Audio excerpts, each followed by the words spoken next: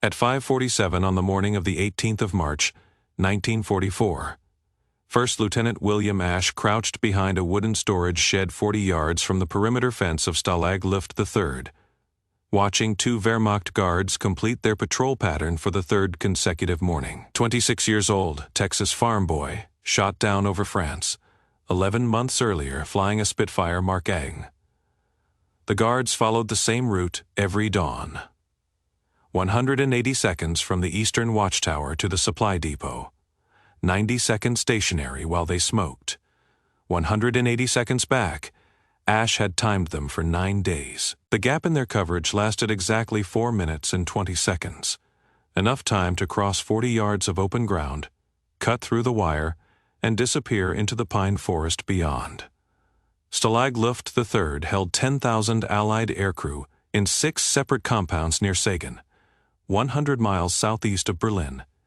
The camp had been designed specifically to hold pilots, triple wire fences, raised guard towers every 100 yards, seismograph sensors buried 15 feet deep to detect tunneling guard dogs, searchlights. The Luftwaffe administration considered it escape.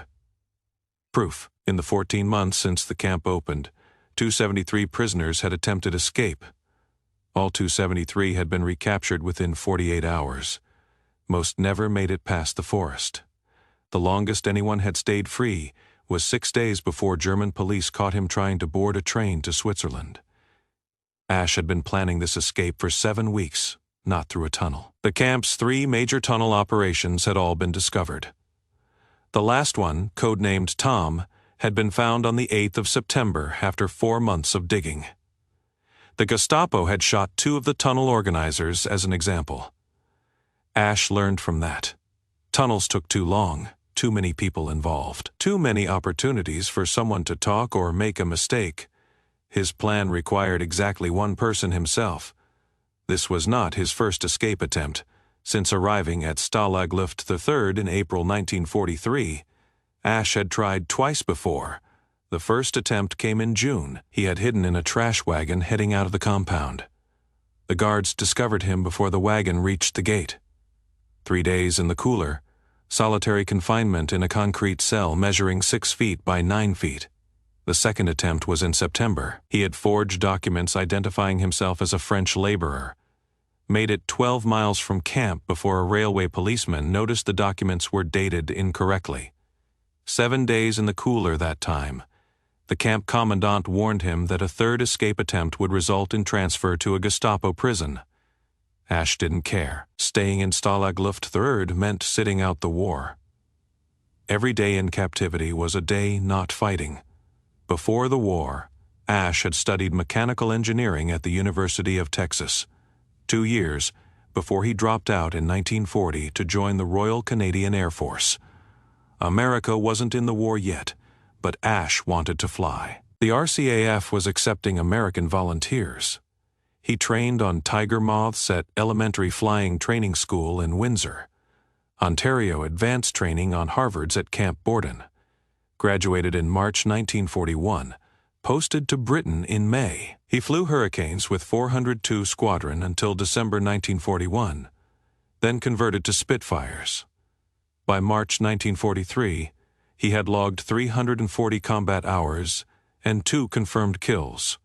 A Foch Wolf W-190 over the Channel in September 1942. A Bf-109 over northern France in February 1943. The mission that ended his war came on the 24th of April, 1943. Fighter sweep over the Pass de Calais. His flight of 4 Spitfires engaged 6 FW-190s at 18,000 feet. Ash got separated during the initial merge. 2 FW-190s bracketed him. He evaded one but took cannon fire from the second. 20mm rounds struck his engine and left wing. The Merlin quit oil pressure dropped to 0. He glided 8 miles and crashed, landed in a field near Abbeville. Locals hid him for 3 days, but the Gestapo swept the area. They found him in a barn. He spent 2 weeks in a Wehrmacht interrogation facility in Paris, then transferred to Stalag Luft III, 11 months in captivity. 11 months watching other pilots arrive, hearing stories of missions he should have been flying. The engineering knowledge from his university days proved useful in camp. He understood structural loads, material stress, geometric calculations. He studied the camp's construction the way an engineer studies a blueprint. He identified weaknesses, the damaged fence post, the drainage gap, the blind spot created by the storage shed's placement. Other prisoners saw a secure camp. Ash saw exploitable flaws. He just needed time to plan the exploitation properly. The storage shed where he now waited had been built in January to house Red Cross parcels. The construction crew had been British POWs supervised by two elderly Wehrmacht corporals, who spent most of their time drinking ersatz coffee and complaining about the war. Ash had volunteered for the work detail. During construction, he had noticed something the guards had not. The shed sat 6 feet outside the patrol path. The wire fence ran 40 yards west. Between the shed and the fence lay open ground, but the guard towers couldn't see it. The geometry of the compound created a blind spot. 40 yards wide, 12 yards deep. Invisible from every tower and patrol route. Ash had spent 6 weeks studying the guard patterns. Morning shift change occurred at 6 o'clock. Between 5:45 and 6 o'clock, the night guards were tired and distracted. They focused on completing their shift without incident. The morning guards hadn't fully woken up yet. That 15-minute window represented the camp's weakest point. Ash had also studied the wire. Triple fence design. Outer fence 8 feet tall. Middle fence 6 feet tall. Inner fence 8 feet tall. Each fence separated by 10 feet of raked gravel. Cutting through all three would take 8 to 10 minutes, with proper tools too long. But Ash had noticed during a February snowstorm that one section of the outer fence had a damaged support post.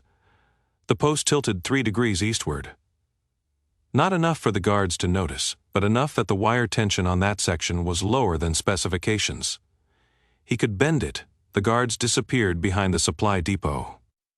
Ash checked his watch, 5:49. He had stolen the watch from a German corporal who had left it on a table in the mess hall 3 weeks earlier. British-made Smith's military timepiece. The corporal had been reassigned before realizing it was missing. Ash waited 20 seconds. Then he moved. He crossed the 40 yards in 35 seconds. Staying low, moving fast but not running. Running would attract attention if anyone glanced toward the compound. Walking quickly looked like a prisoner heading to the latrine. He reached the fence at 5 hours 50 minutes and 15 seconds. The wire was 8 feet tall. Ash was 6 feet 1 inch. He grabbed the damaged post and pulled.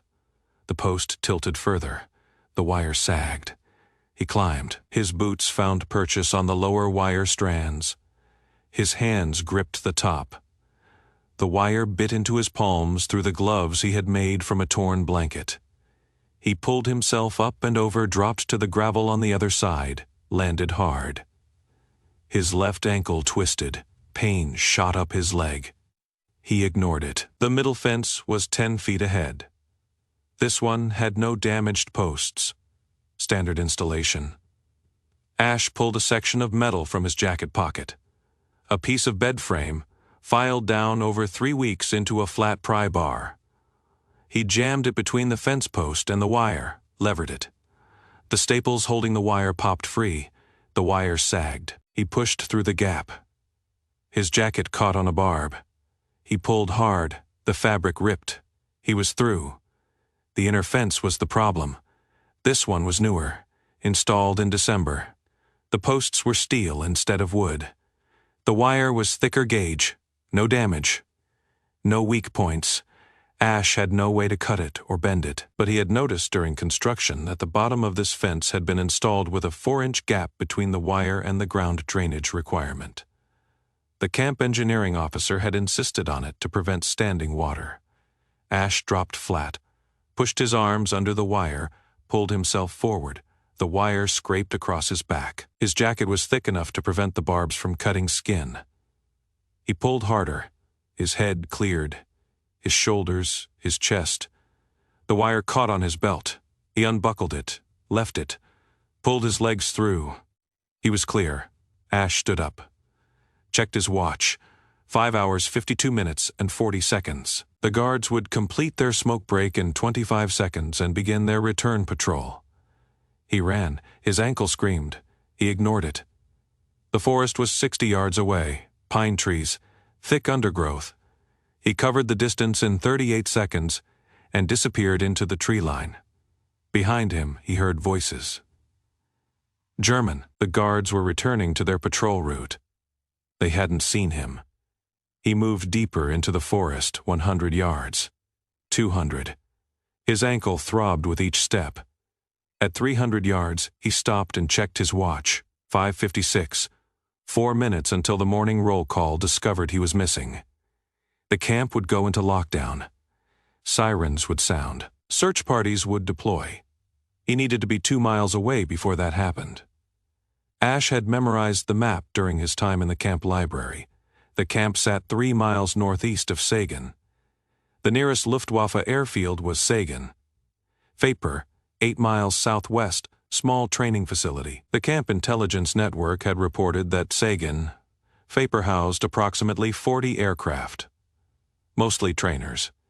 Bf Bf-131 Jungmann biplanes, Fock, Wolf FW-44 Stieglitz trainers, a few Arado R-96 advanced trainers, but intelligence also reported that the field occasionally hosted operational fighters rotating through for maintenance or pilot reassignment. Last week, a British POW who worked on the camp maintenance detail had seen a Messerschmitt Bf 109 fly over the camp heading southwest toward Sagan. Caper. Ash's plan was simple. Reach the airfield, find a flyable aircraft, steal it, fly west to Allied lines. Belgium was Sibai Arshiuni LES West. A Bf Yalin Joji had a combat radius of Sembai Wushiuni LS with internal fuel. Not enough. But if he could reach the Low Countries, he could bail out over Allied Zan-held territory or crash Zan land in a field. Either outcome was better than spending the rest of the war in Stalag Luft III. The forest was dense. Ash moved as quickly as his injured ankle allowed.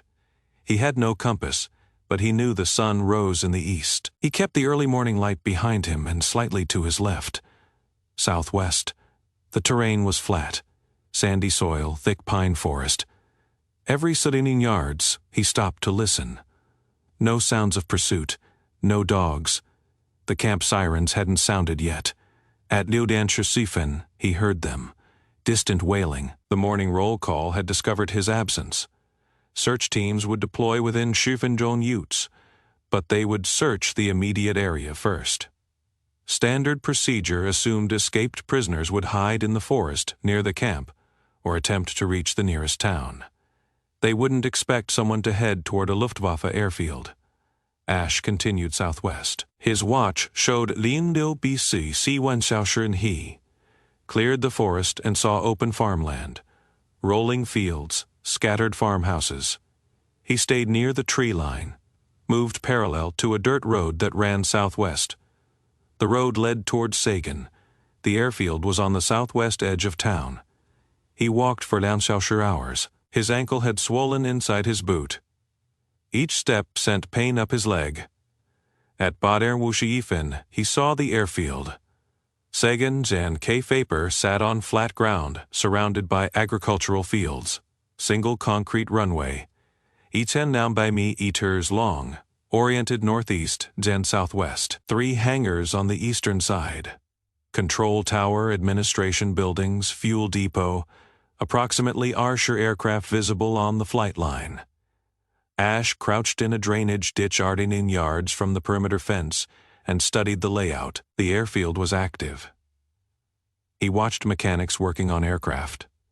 Fuel trucks moving between the flight line and the depot.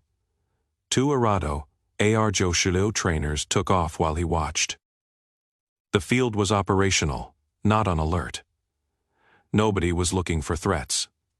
This was Ibayunli less inside Germany. Allied bombers didn't reach this far east in daylight anymore. The Luftwaffe personnel were relaxed. Ash scanned the aircraft on the flight line. B. Faker biplanes. Focke Gen Wolf trainers. 1 Aredo Joshidil. And at the far end of the flight line, near the third hangar, a Messerschmitt Bf Yalin Jo G single-gen engine fighter. Angular fuselage. Distinct profile. The aircraft was painted in standard Luftwaffe day fighter camouflage. Dark green and gray splinter pattern on top surfaces, light blue undersides. No unit markings visible from this distance. The fighter sat alone, century yards from the nearest hangar. Ground crew had chalked the wheels and covered the engine cowling with a tarp. Maintenance aircraft, probably. Something wrong with the engine or avionics. But it was there, and it was the only operational fighter type on the field. Ash checked his watch, 9:15. He had been free for 16 hours and 15 Utes. The camp search parties would have expanded their search radius by now. Roadblocks would be going up on major routes. Local police would be checking trains and buses. But nobody would be watching the airfield. He studied the perimeter fence, standard chains and link, 6 feet tall. Guard posts at the main gate and the fuel depot. No roving patrols visible. The field security focused on preventing sabotage and unauthorized access by civilians, not on keeping people out who were determined to enter. At 9:15, Ash moved. He approached the fence from the southwest, away from the guard posts. The fence had no barbed wire on top. He climbed it in bomb-out econs, dropped to the grass on the airfield side, immediately moved toward the nearest building, a small maintenance shed. He reached it without being seen. From the shed, he had a clear view of the Bf Yalin Jo. The aircraft was Basha yards away. Between him and the fighter lay open tarmac. Crossing it meant exposure, but the alternative was staying in the shed until someone found him. Ash waited until a fuel truck drove past, blocking the line of sight from the control tower. Then he walked. Not running. Running would attract attention. He walked purposefully across the tarmac like he belonged there, like he was a pilot heading to his aircraft. He wore a torn jacket and muddy trousers. His appearance was wrong. But from Yalinin yards away in the morning sun, he looked like maintenance personnel. He reached the Bf Yalin Jo at 9:15. The fighter was a Bf Yalin Jo G Fu Liu, the most common variant in Luftwaffe service by 1996.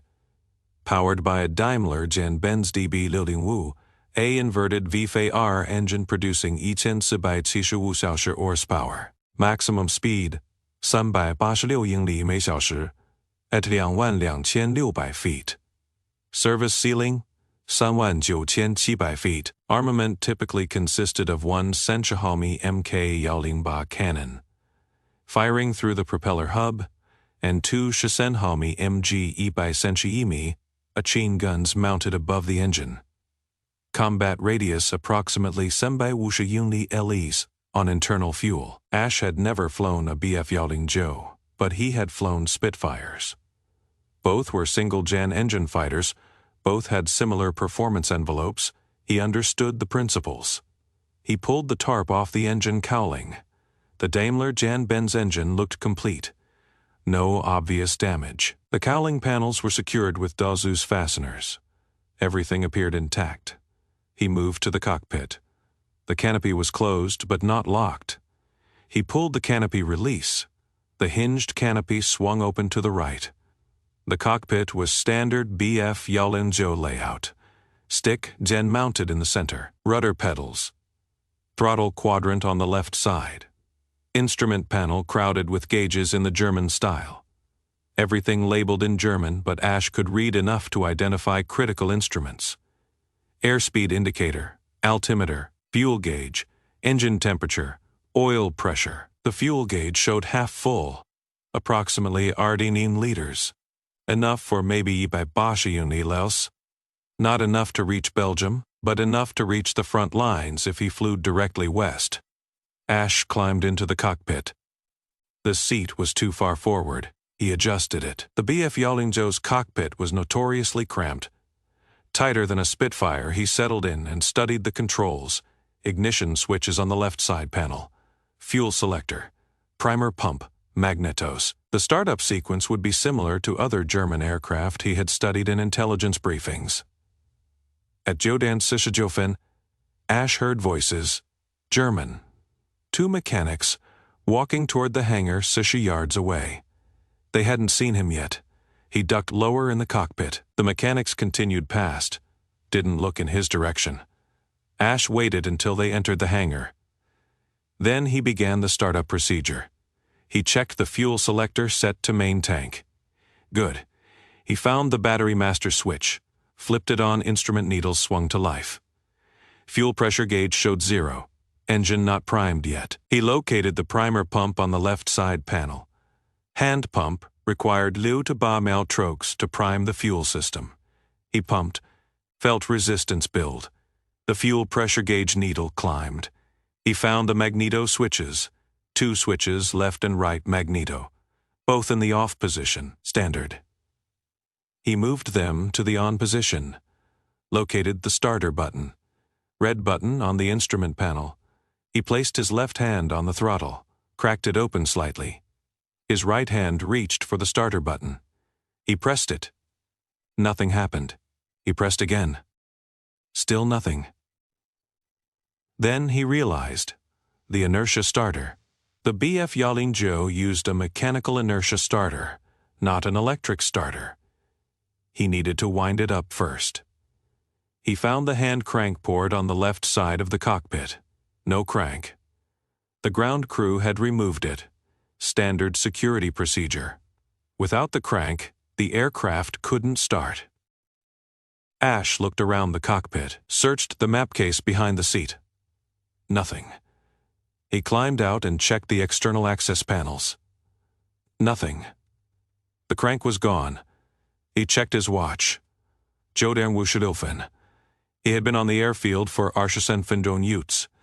Eventually, someone would notice an unfamiliar person sitting in a fighter aircraft. He needed another solution. Then he remembered something from Spitfire training. The inertia starter could be wound manually by rotating the propeller. It required strength and proper technique, but it was possible.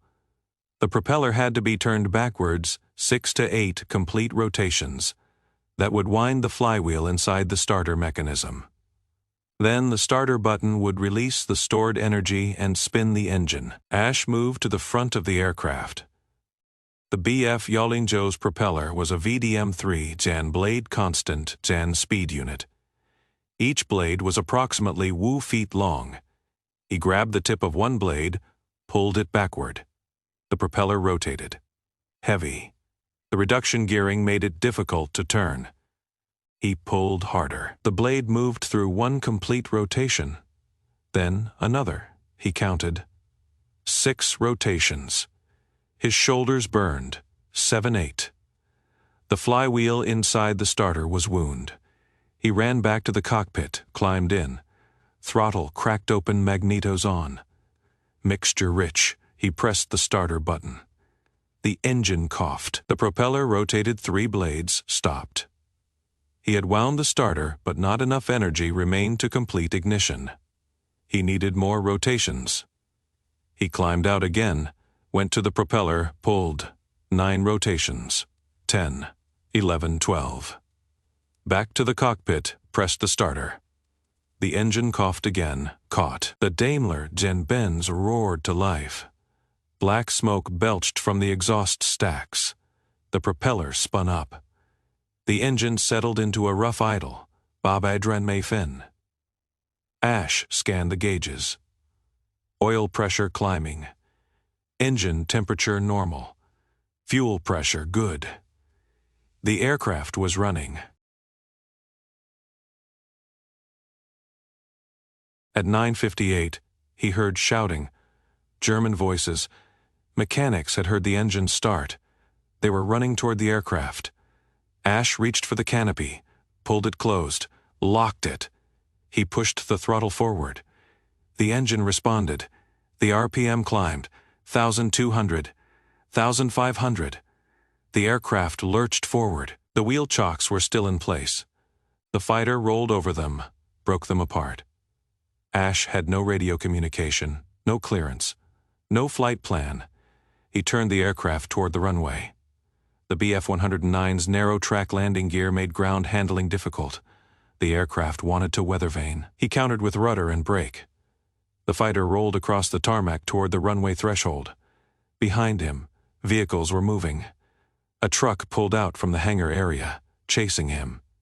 Ash ignored it. He reached the runway at 10:01, turned onto the concrete, pushed the throttle to take off power. The Daimler, Ben's engine screamed. The aircraft accelerated. The narrow landing gear made the takeoff roll unstable. The fighter wanted to swing left. Ash countered with right rudder.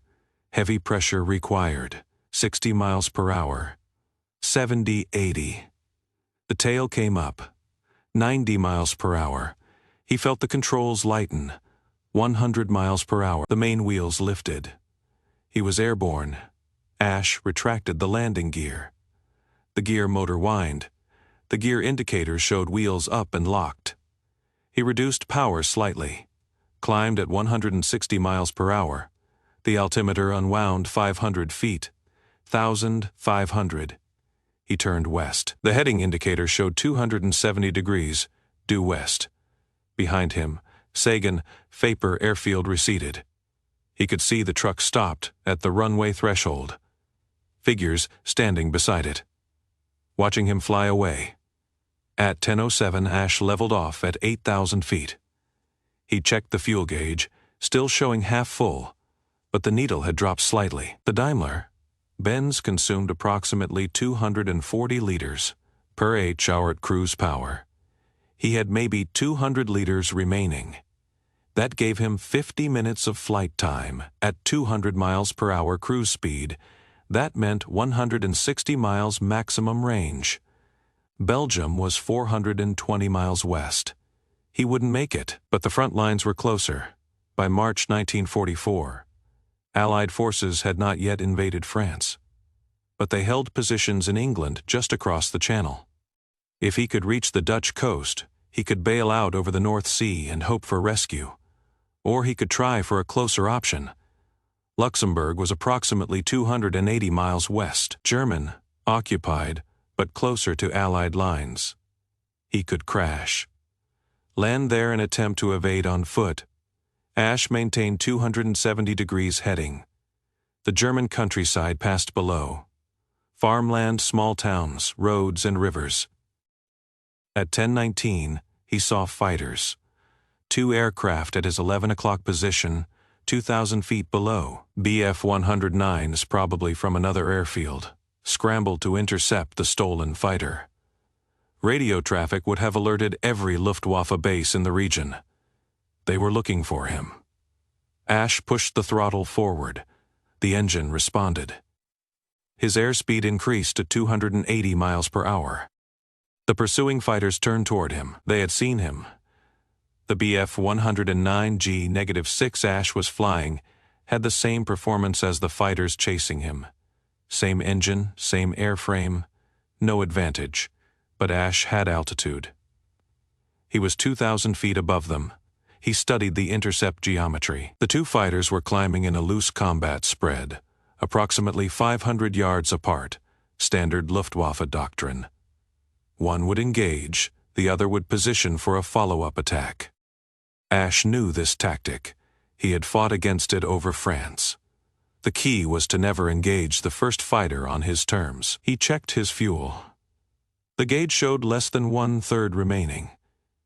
Maybe 30 minutes of flight time at current power settings. The pursuing fighters were closer now, 3,000 yards and closing. Their closure rate was approximately 150 miles per hour. They would be in firing range in 90 seconds. Ash scanned the sky. No other aircraft visible. Just these 2, but more would be coming. Every Luftwaffe base between here and Berlin would have fighters airborne by now, searching for the stolen 109. The lead pursuer opened fire at 1,200 yards. far beyond effective range for the MG-131 machine guns. Ash saw tracers arc past his left wing, falling short by 300 yards. The German pilot was either inexperienced or trying to force Ash into a defensive maneuver.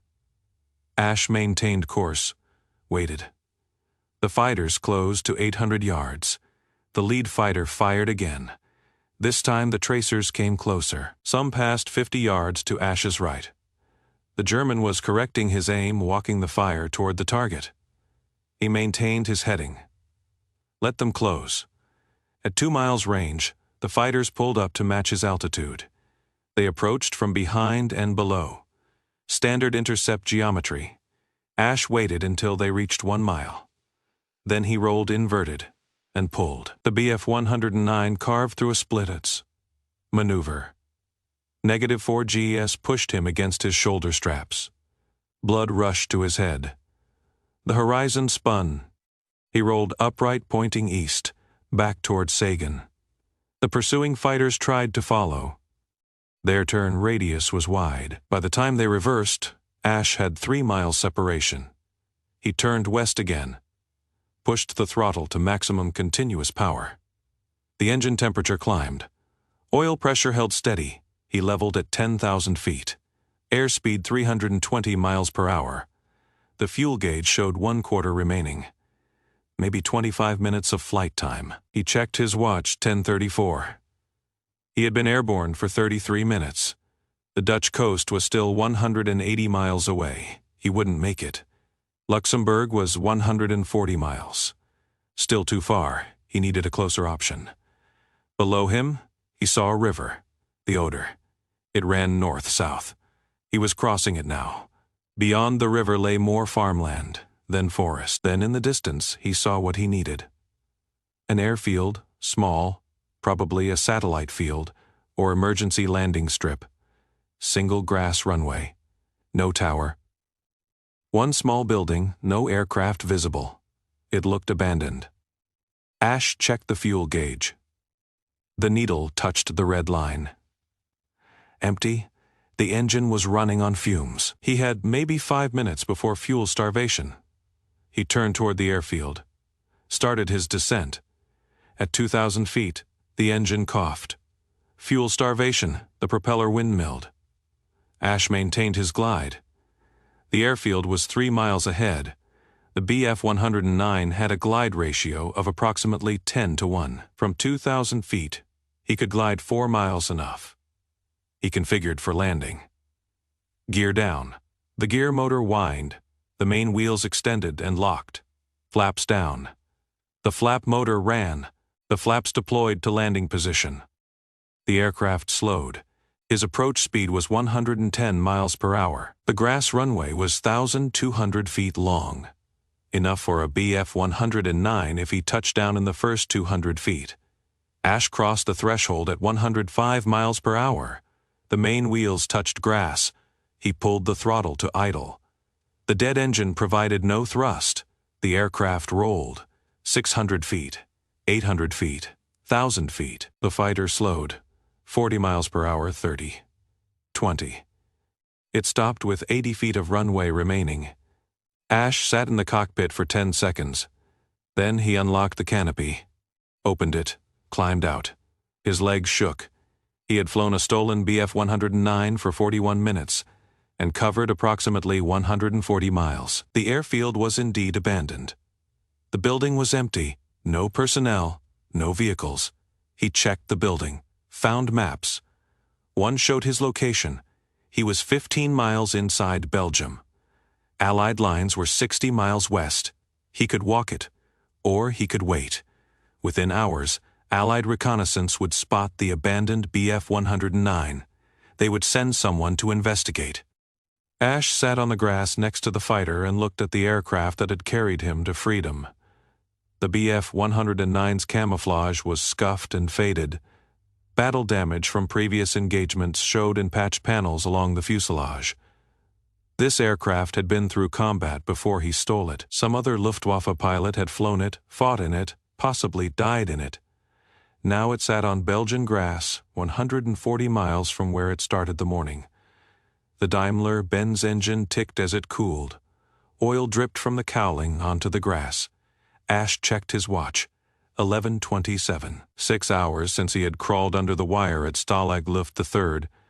In that time, he had walked 8 miles through German forest, infiltrated a Luftwaffe airfield, stolen a fighter aircraft, evaded 2 interceptors, and flown into Allied territory. The probability of success for any single element of that chain had been low. The probability of success for all elements combined had been nearly 0. Yet here he sat. He thought about the other prisoners still at Stalag Luft III. The ones planning tunnel escapes that would take months and probably fail. The ones forging documents that would be detected at the first checkpoint. The ones waiting for the war to end, hoping liberation would come before they grew too old to remember what freedom felt like. Ash had been one of them until this morning. Now he was out. At 14:11, he heard engines, Allied engines. A flight of 4 P-47 Thunderbolts flew over the field at 500 feet, saw the Bf 109, circled. One aircraft waggled its wings. They had seen him. 20 minutes later, a jeep arrived. American soldiers. 1st Army Reconnaissance Unit. They found a German fighter sitting on an abandoned Belgian airfield, and an American pilot sitting beside it wearing a torn jacket and muddy trousers. William Ash had escaped Stalag Luft III at 5:47. By 10:01, he had stolen a Bf 109.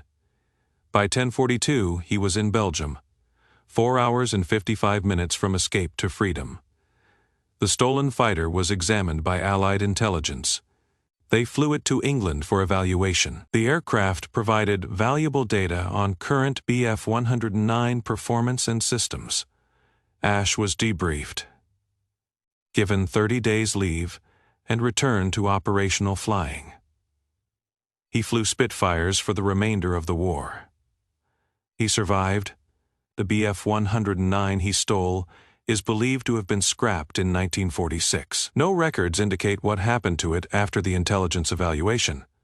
But for 41 minutes on the 18th of March, 1944, that aircraft carried an escaped American pilot from captivity to freedom, and that brief flight changed how Allied intelligence assessed the possibility of escape and evasion using enemy equipment. If this story resonated with you, hit that like button. It helps us bring more forgotten stories like this to viewers who appreciate real history. Subscribe if you haven't already. We're documenting the stories that textbooks skip, the individual acts of courage that changed outcomes. Drop a comment and let us know where you are watching from. These stories deserve to be remembered.